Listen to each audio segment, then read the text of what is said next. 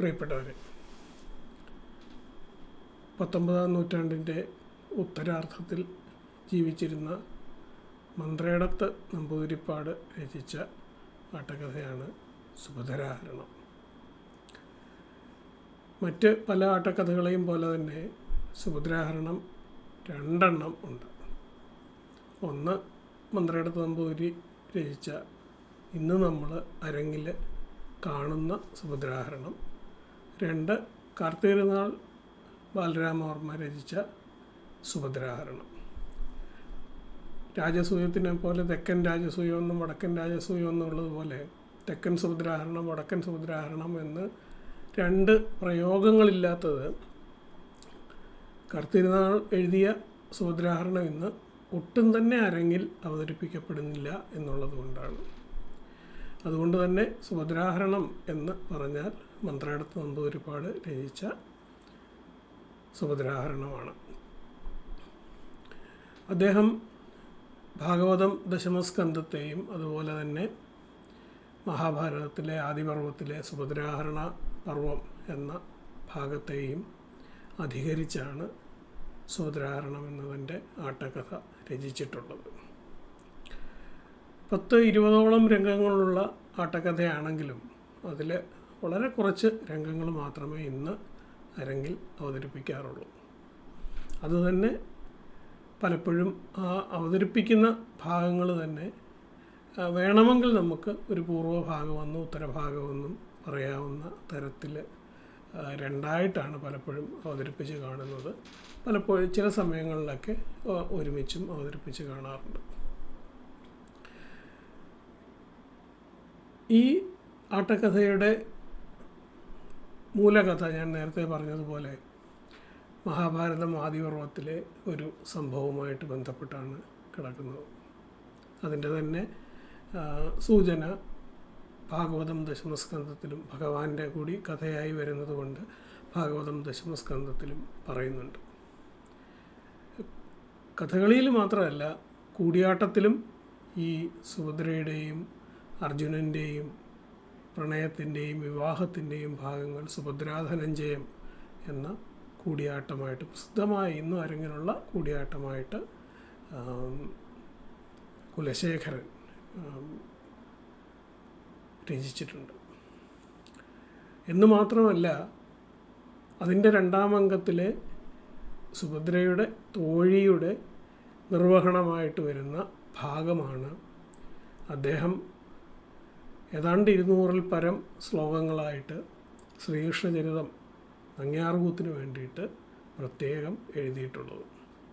അപ്പോൾ നങ്ങ്യാർകൂത്തിൻ്റെ ശ്രീകൃഷ്ണചരിതം നങ്ങ്യാർകൂത്തിൻ്റെ അടിസ്ഥാന ആയിട്ടുള്ള ആ ശ്ലോകങ്ങളും സുഭദ്രാധനഞ്ജയം എന്ന കൂടിയാട്ടവും സുഭദ്രാഹരണം എന്ന പേരിൽ ഒരാട്ടക്കഥയും ഇന്ന് അരങ്ങിൽ ഈ ഒരു കഥാഭാഗവുമായിട്ട് ബന്ധപ്പെട്ട് പ്രചാരത്തിലുണ്ട്. ഇതിൻ്റെ മൂലകഥ പാണ്ഡവർ ദ്രൗപദിയെ വിവാഹം ചെയ്ത ശേഷം നിങ്ങൾ 5 പേരും കൂടി പങ്കിട്ടെടുത്തുകൊള്ളൂ എന്ന് കുന്തി അറിയാതെ എന്ന മട്ടിൽ പറഞ്ഞ ആ ഒരു കാര്യം അടിസ്ഥാനപ്പെടുത്തി പാഞ്ചാലിയെ 5 പേരും കൂടി വിവാഹം കഴിച്ചു കഴിഞ്ഞ് അവരുടെ ജീവിതത്തിൽ ഒരു വ്യവസ്ഥ ഉണ്ടാക്കുവാൻ വേണ്ടി നാരദ മഹർഷിയാണെന്ന് തോന്നുന്നു ചില നിയമങ്ങൾ നടപ്പാക്കി. അതിൽ പ്രധാനമായുണ്ടായിരുന്ന ഒരു നിയമം, പാണ്ഡവരിൽ ഒരാൾ പാഞ്ചാലിയുടെ ഭർത്താവായി കഴിയുന്ന സമയത്ത്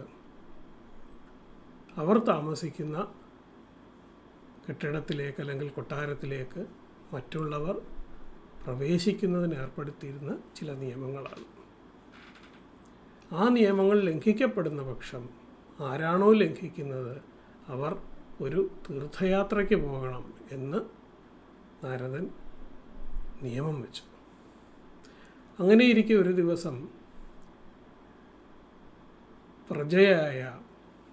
പാണ്ഡവരുടെ പ്രജയായ ഒരു ബ്രാഹ്മണൻ കരഞ്ഞു നിലവിളിച്ചുകൊണ്ട് കോട്ടവാതിക്കലിലെത്തുകയും കൊട്ടാരവാതിക്കലിലെത്തുകയും അവിടെ ഉണ്ടായിരുന്ന അർജുനൻ്റെ അടുത്ത് തൻ്റെ ഗോക്കളെയെല്ലാം കള്ളന്മാർ തട്ടിക്കൊണ്ടുപോയി, തനിക്ക് ജീവിക്കുവാനാകെ ഉണ്ടായിരുന്ന ആശ്രയമാണ് ആ ഗോക്കൾ, രാജാവിനോടല്ലാതെ മറ്റാരോടാണ് വന്ന് പരാതി പറയുക, എൻ്റെ ഗോക്കളെ രക്ഷിക്കണം എന്ന് അർജുനനോട് അപേക്ഷിക്കും.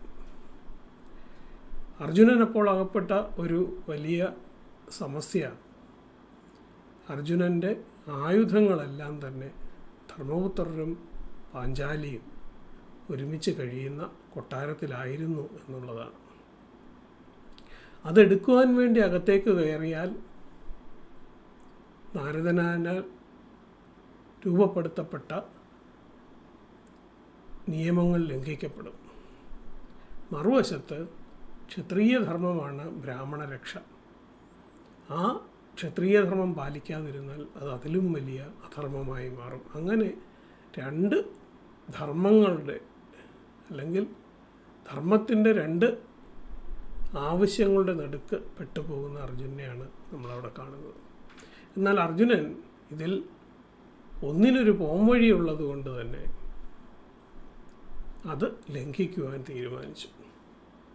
അങ്ങനെ ധർമ്മപുത്രരുടെ കൊട്ടാരത്തിലേക്ക് കയറി താൻ തീർത്ഥയാത്രയ്ക്ക് പോകേണ്ടി വരും എന്നറിഞ്ഞുകൊണ്ട് തന്നെ ആയുധങ്ങളെടുക്കുകയും അങ്ങനെ പോയി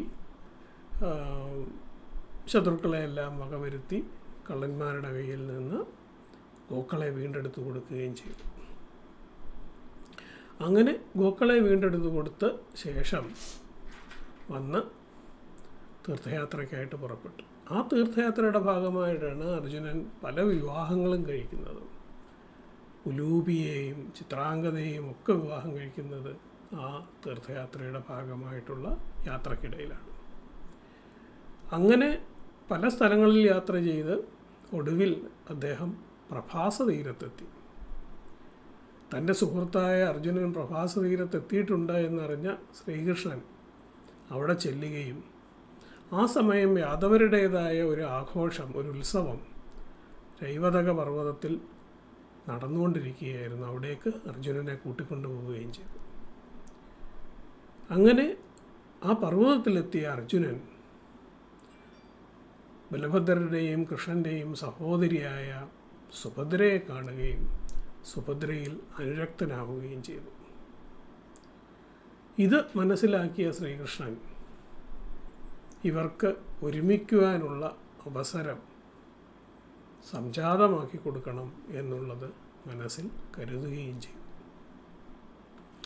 അങ്ങനെ ഉത്സവം കഴിഞ്ഞ് തിരികെ പോകുന്ന അവസരത്തിൽ അർജുനൻ തൻ്റെ വേഷം മാറി ഒരു യതിയുടെ വേഷത്തിൽ അവിടെ ഒരു പാറപ്പുറത്ത് ഇരുന്ന് തപസ് ചെയ്തു. ഇത് കണ്ട ബലരാമൻ തന്നെ ഈ യതിയെ ബഹുമാനത്തോടുകൂടി തൻ്റെ രാജ്യത്തേക്ക് ക്ഷണിക്കുകയും ഒപ്പം കൂട്ടിക്കൊണ്ടുപോയി കൊട്ടാരത്തിൽ താമസിപ്പിക്കുകയും ചെയ്തു. എന്നു മാത്രമല്ല, തൻ്റെ സഹോദരിയായ സുഭദ്രയോട് ഈ യതി വര്യന് വേണ്ട ശുശ്രൂഷകളെല്ലാം ചെയ്തു കൊടുക്കണം എന്ന് ബലരാമൻ തന്നെ ആവശ്യപ്പെടുകയും ചെയ്തു. അങ്ങനെ യതിയെ ശുശ്രൂഷ ചെയ്തുകൊണ്ടിരുന്ന സുഭദ്രയ്ക്കും തിരിച്ച് അനുരാഗമുണ്ടാവുകയും അങ്ങനെ പരസ്പരാനുരക്തരായ അവരെ വിവാഹത്തിന് സഹായിക്കണം എന്ന് കരുതി അർജുനൻ്റെ സുഹൃത്തായ ശ്രീകൃഷ്ണൻ സുഭദ്രയുടെ സഹോദരനായ ശ്രീകൃഷ്ണൻ മറ്റൊരു ഉപായം പ്രയോഗിക്കുന്നു. ബലഭദ്രർ അവിടെ ഉണ്ടെങ്കിൽ ഈ വിവാഹം നടക്കില്ല.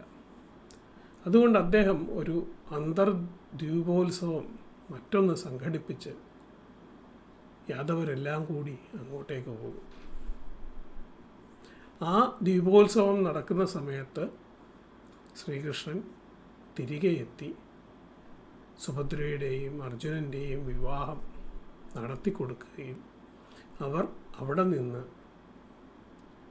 യാദവരോട് യുദ്ധം ചെയ്യുന്ന ഒരു പ്രതീതി ഉണ്ടാക്കി യുദ്ധത്തിൽ കന്യകയെ കൊണ്ടുപോകുന്നത് അപരാധമല്ല എന്നുള്ള ന്യായത്തിന് സാധ്യതയുണ്ടാക്കിക്കൊണ്ട് അർജുനൻ അവിടെ നിന്ന് സുഭദ്രയെ കൊണ്ടുപോവുകയും ചെയ്തു. ദ്വീപിലെ ഉത്സവം കഴിഞ്ഞ് ബലഭദ്രർ തിരികെ വരുന്ന സമയത്താണ് തൻ്റെ സഹോദരിയായ സുഭദ്രയെ യതിയായി ചമഞ്ഞു വന്ന അർജുനൻ തട്ടിക്കൊണ്ടുപോയി എന്നുള്ള, അല്ലെങ്കിൽ ചതിച്ചു കൊണ്ടുപോയി എന്ന് അദ്ദേഹം വിശ്വസിക്കുന്ന തരത്തിലുള്ള ഒരു വിവാഹം നടന്നു എന്നറിയുന്നത്. ഇതിൽ ക്രുദ്ധനായി അർജുനനെ ഇപ്പോൾ തന്നെ വധിക്കണം എന്നുള്ള ഉത്സാഹത്തോടുകൂടി ശ്രീകൃഷ്ണനെ വിളിച്ച് ശ്രീകൃഷ്ണനോട് കാര്യങ്ങൾ അന്വേഷിക്കുന്ന രംഗമാണ് പിന്നീട് വരുന്നത്. അതിനിടയിൽ വേറെ കുറേ രംഗങ്ങളുണ്ട്, അത് അരങ്ങിൽ അവതരിപ്പിക്കാറില്ല. അങ്ങനെ ശ്രീകൃഷ്ണൻ്റെ അടുത്ത് കുപിതനായിട്ട് താനിപ്പോൾ തന്നെ അർജുനനെ വധിക്കുന്നുണ്ട്, നീ കൂടി അറിഞ്ഞുകൊണ്ടാണ് ഇതെല്ലാം ചെയ്തത് എന്നൊക്കെ പറഞ്ഞ് വളരെയധികം ദേഷ്യപ്പെടുമ്പോൾ ശ്രീകൃഷ്ണൻ തൻ്റെ സ്വസിദ്ധമായ ശൈലിയിൽ പല കാരണങ്ങൾ പറഞ്ഞ് പല കാര്യങ്ങളും പറഞ്ഞ് ബലഭദ്രനെ തണുപ്പിക്കുകയും ഒടുവിൽ ഈ വിവാഹത്തിന് ബലഭദ്രന് കൂടി അനുകൂലമാവുകയും അങ്ങനെ അവർ രണ്ടുപേരും കൂടി പാണ്ഡവരുടെ കൊട്ടാരത്തിലേക്ക് ചെന്ന് അർജുനനെ കണ്ട് സുഭദ്രയെയും അർജുനനെയും അനുഗ്രഹിക്കുന്നതുവരെയാണ് സുഭദ്രാഹരണം എന്ന കഥയുടെ ഇതിവൃത്തം. ഇതിൽ ആട്ടക്കഥയിൽ ഏതാണ്ട് 20ഓളം രംഗങ്ങൾ ആണുള്ളത്. ആദ്യത്തെ ഭാഗത്ത് ഇന്ദ്രനും ഇന്ദ്രാണിയുമായിട്ടുള്ള ഒരു രംഗമുണ്ട്. അവിടെ തൻ്റെ മകനായ അർജുനൻ ഇങ്ങനെയൊരു പ്രണയത്തിലകപ്പെട്ടിരിക്കുന്നുവെന്നും അവനെ പോയി സഹായിക്കണം എന്നും അതിനായി ഞാൻ ഭൂമിയിലേക്ക് പോവുകയാണ് എന്നും ഇന്ദ്രൻ പറയുന്നു. ഇന്ദ്രനോടൊപ്പം ഇന്ദ്രാണിയും അവിടേക്ക് പോകുന്നു. അടുത്ത രംഗത്തിൽ ഈ ദീപോത്സവത്തിൽ പങ്കെടുക്കുന്ന ശ്രീകൃഷ്ണൻ തൻ്റെ ഭാര്യമാരായ രുക്മിണിയോടും സത്യഭാമയോടും കൂടിയിരിക്കുന്ന ശൃംഗാരപദമാണ്. ആ പദത്തിന് ശേഷം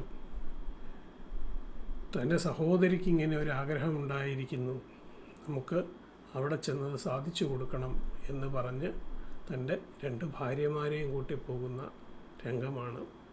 ഈ രംഗത്തിനൊരു പ്രത്യേകതയുള്ളത്, ഇപ്പോൾ അരങ്ങിലങ്ങനെ അവതരിപ്പിക്കാറില്ലെങ്കിലും ഇത് കളരിയിൽ പ്രത്യേകിച്ച് കുട്ടിത്തരം വേഷങ്ങൾക്ക് വളരെയധികം പ്രാധാന്യത്തോടുകൂടി കളരിയിൽ അഭ്യസിപ്പിക്കുന്ന രംഗമാണ്. ഒരുപാട് തരം കലാശങ്ങളും ഒക്കെ ആയിട്ട് മാനിനിമാരടികൂപ്പും എന്ന് പറയുന്ന ഈ ഒരു രംഗം അരങ്ങിൽ പൊതുവെ അവതരിപ്പിച്ച് കാണാറില്ല. അതിനുശേഷം ഇന്ദ്രാണിയും ശ്രീകൃഷ്ണനുമായിട്ടുള്ള രംഗം, അത് കഴിഞ്ഞ് ഇന്ദ്രനും ശ്രീകൃഷ്ണനുമായിട്ടുള്ള രംഗം, അത് കഴിഞ്ഞ് ഇന്ദ്രാണിയും സുഭദ്രയുമായിട്ടുള്ള രംഗം എല്ലാം കഴിഞ്ഞിട്ടാണ് നമ്മളിന്ന് കാണുന്ന ആദ്യത്തെ രംഗം ഉണ്ടാവുന്നത്. അത് മലയിടിയിൽ എന്ന് പൊതുവെ അറിയപ്പെടുന്ന രംഗമാണ്. മലയിടിയിൽ എന്നതുകൊണ്ട് ഉദ്ദേശിക്കുന്നത് അർജുനൻ്റെയും സുഭദ്രയുടെയും വിവാഹം. അത് തുടങ്ങുന്നത് സുഭദ്ര അർജുനൻ്റെ കഴുത്തിൽ വരണമാല്യം ചാർത്തുന്ന ഭാഗത്തോടു കൂടിയാണ്. അതുകൊണ്ടാണത് മലയിടിയിൽ എന്ന ഒരു പേരിൽ അറിയപ്പെടുന്നത്. അതിനുശേഷം താൻ ചെയ്തു പോയ തെറ്റിനെക്കുറിച്ച് ഓർത്ത് ശ്രീകൃഷ്ണൻ്റെ അടുത്തെത്തി അർജുനൻ കഷ്ടം ഞാൻ കപടം കൊണ്ടു എന്ന് പറയുന്ന പതിഞ്ഞ പദം. ശ്രീകൃഷ്ണൻ അദ്ദേഹത്തെ സമാധാനിപ്പിക്കുന്നു. അതിനുശേഷം സുഭദ്രയുമായിട്ടുള്ള ഒരു ശൃംഗാര രംഗമാണ് കഞ്ചതള ലോചനെ എന്ന് തുടങ്ങുന്ന വടക്കൻ സമ്പ്രദായത്തിൽ കഥകളിയിൽ ചമ്പ പതിഞ്ഞ കാലത്തിലുള്ള ചമ്പ 40 പതിഞ്ഞ കാലത്തിലുള്ള ഏക പദമാണ് കഞ്ചതള ലോചനെ. തെക്കൻ സമ്പ്രദായത്തിൽ അത് 1-2 വരുന്നുണ്ട്. കംസപദത്തിലും മറ്റേതിലും ഒരെണ്ണത്തിൽ കൂടി വരുന്നുണ്ട്. അതിനുശേഷം സുഭദ്രയും അർജുനനും അവിടെ നിന്ന് ഇന്ദ്രപ്രസ്ഥത്തിലേക്ക് പോകുന്ന വഴി ഒരു പോരിന് വിളിയും കാര്യങ്ങളും ഒക്കെ ഉണ്ട്. അത് വിശദമായിട്ട് പിന്നീട് പറയാം. അതിനുശേഷം നമ്മൾ കാണുന്ന രംഗം ബലഭദ്രൻ തിരിച്ചെത്തുന്നതും വിവാഹത്തെക്കുറിച്ച് അറിഞ്ഞ് ദേഷ്യപ്പെടുന്നതും ശ്രീകൃഷ്ണനോട് കയർക്കുന്നതും അർജുനനെ വധിക്കുവാൻ വേണ്ടി പോകുന്നതും ഒടുവിൽ ശ്രീകൃഷ്ണൻ അദ്ദേഹത്തെ സമാധാനിപ്പിച്ച് സന്തോഷത്തോടുകൂടി രണ്ടുപേരും അർജുനനെയും സുഭദ്രയും കാണാൻ പോകുന്നത് വരെയുള്ള രംഗമാണ് പൊതുവേ ഉള്ളത്. ഇതിൽ മാലയിടിയിൽ തൊട്ടുള്ള 3 രംഗങ്ങൾ, അതുപോലെ തന്നെ ബലഭദ്രനും കൃഷ്ണനുമായിട്ടുള്ള രംഗം മാത്രമാണിപ്പോൾ അരങ്ങിൽ പതിവ്. വളരെ അപൂർവമായി ഒരു അക്കാഡമിക് ഇൻട്രസ്റ്റിൽ 2ാം രംഗമായ മാന്യമാരുടെ കൂപ്പും എന്ന് തുടങ്ങുന്ന രംഗം കൂടി ചിലപ്പോൾ ഉണ്ടാകാറുണ്ട്, വളരെ വിരളമായിട്ട്. എന്നാൽ അത് വളരെ പ്രാധാന്യത്തോടുകൂടി കളരിയിൽ ചൊല്ലി അടിക്കുന്ന ഒരു രംഗമാണ്. ഇതാണ് സുഭദ്രാഹരണത്തിൻ്റെ ഒരു ആമുഖം. അടുത്ത ഭാഗത്ത് നമുക്ക് മാലയിടിയിൽ മുതലുള്ള രംഗങ്ങൾ ഓരോന്നായിട്ട് കാണാം. നമസ്കാരം.